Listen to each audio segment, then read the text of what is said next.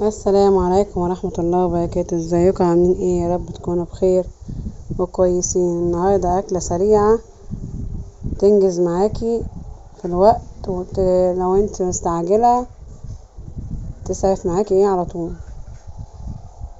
شوف كده ايه مع بعض هنبدأ نعمل ايه. معانا ربع بانيه. انا كنت طبعا عندي قبليها كان عندي طبيخ وعندي ملوخية وعندي رز وعندي ايه الحاجة كنت عاملاها اللي هي قبلها بيوم، بس ما كانش عندي نوايب. جبنا ربع البانيه ده قلت ايه نظبطه كده ايه مع بعض، نحط برضك ايه وسط الاكل كده. طبعا ابني كان بيساعدني قال لهم انا هعملك انا البانيه تبلهولك وانت ايه ابقي حمريه. ازاي بقى طلع البانيه طري من جوه ومقرمش من بره، ميبقاش لازق عليه الكفر اللي هو بتاع اللي هي الخلطة اللي بنحطها، لما يستوي معاكي ميبقاش ناشف زي ما انت شايفة كده. ازاي تطلعيه طري ميبقاش ناشف معاكي من جوه وذهبي وجميل ومقرمش معاكي وزي الفل.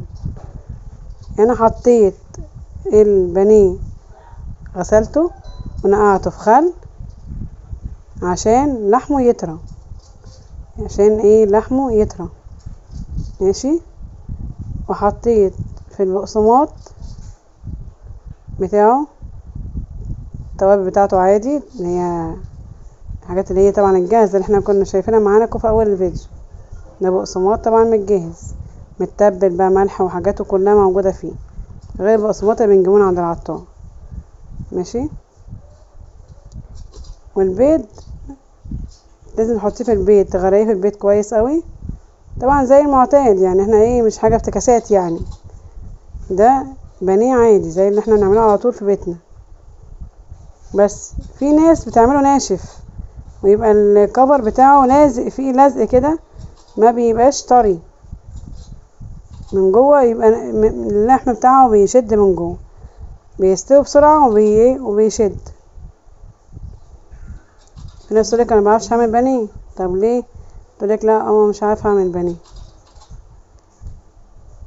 البانيه بيطلع معايا ناشف وبيطلع معايا محروق وبيطلعش معايا ايه مستوي من جوه. فعلا في ناس كده. النهارده ايه هنعمل حتى البانيه بسرعه كده ايه كفيديو كده ايه بسيط، ونشوف مع بعض عملناه ازاي. طبعا قبل ما نبدا نصلي على سيدنا محمد وندوس لايك ونعمل اشتراك ونفعل زر الجرس عشان خاطر يوصلك اي فيديو انا بنزله جديد ويجيلك اشعار بيه. لو انت على اليوتيوب هاتي قناه مطبخ ام كريم، لو انت على الفيسبوك اعملي ايه طبخه سهله مع شيماء ودوسي بقى لايك حلو منك كده وقلب ايه جميل ماشي. انت بقى ما تحطي بقى البانيه في التتبيله، ما تقعديش تبططي بايديكي، تبططيش بايديكي خالص. طبعا البانيه حاطه له خل عشان مسامات اللحم بتاع البانيه يطرى، نعاف خل سايباه حبه صغيرين، شايفين الحبه صغيرين دول هم دول اللي انا عارفيهم الخل.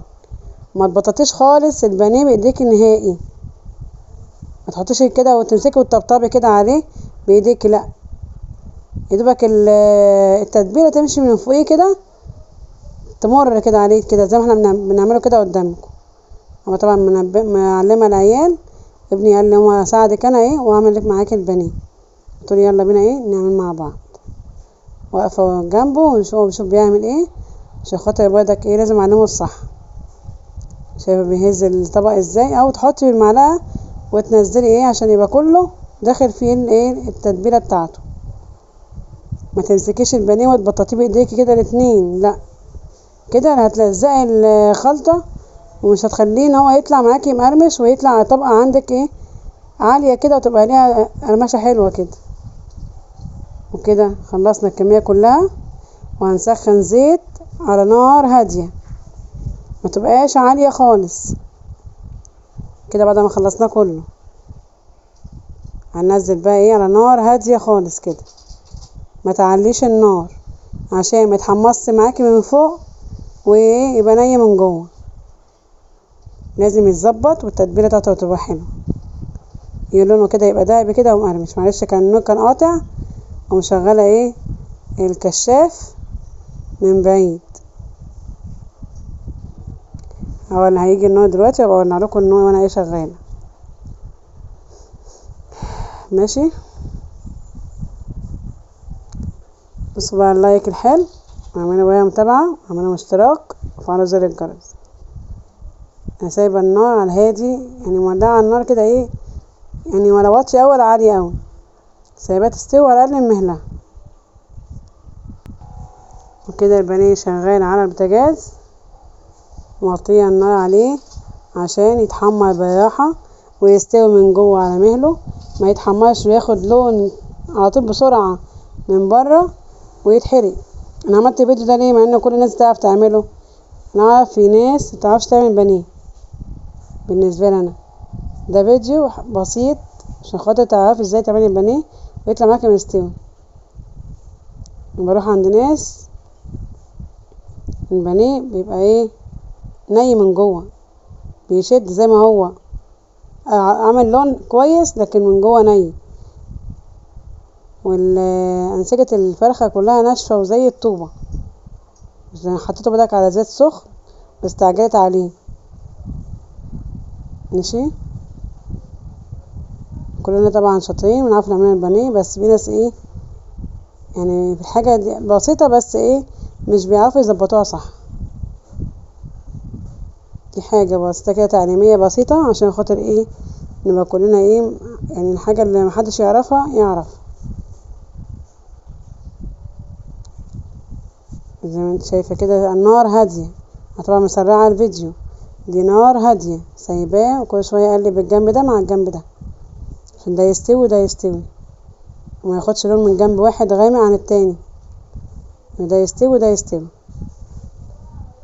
ايدك فيه على طول، ما تسيبوش وتروحي بقى تشوفي بتعملي ايه وتيجي هتلاقيه بقى لونه غمق واسود منك.